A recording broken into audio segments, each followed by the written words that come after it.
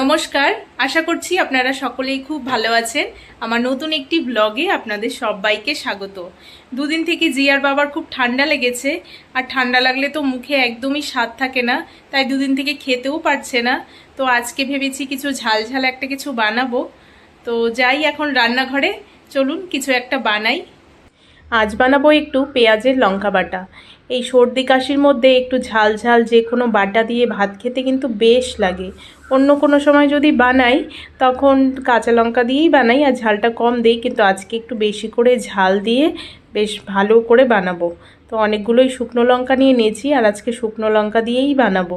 শুকনো লঙ্কাগুলো একটু গরম জলে ভিজিয়ে রাখলে মশলাটা বাটতে বেশ সুবিধে হয়। আমার তো আর শিলনোড়া নেই, তো মিক্সিতে একটু ভিজিয়ে রেখে মিক্সিতে বাটলে বেশ সুন্দর বাটা হয়ে যায়।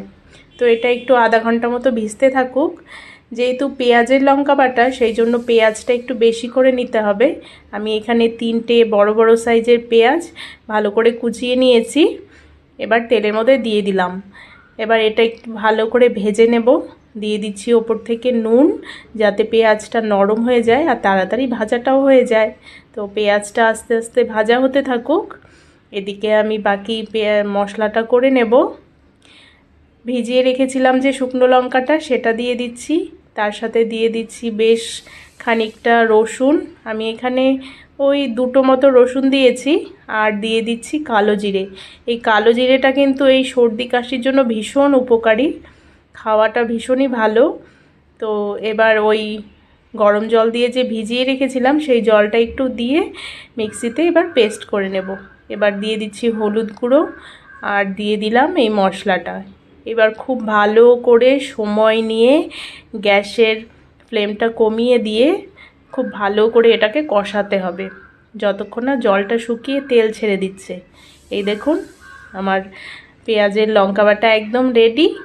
খুব সুন্দর হয়েছে দেখতে, একদম দেখেই মনে হয় জিভে জল চলে আসছে। পেঁয়াজের লঙ্কা বাটাও বলতে পারেন বা পেঁয়াজ ভর্তা, যে যেটা বলতে পারেন। একদিন অবশ্যই এরকমভাবে বাড়িতে খেয়ে ট্রাই করবেন আর আমাকে কমেন্ট করে জানাবেন যে কেমন লাগলো। যারা শুটকি মাছ খান তারা জানবেন এটা টেস্ট অনেকটা শুটকি মাছের বাটা বা ভর্তা যেরকম হয় ঠিক সেরকম।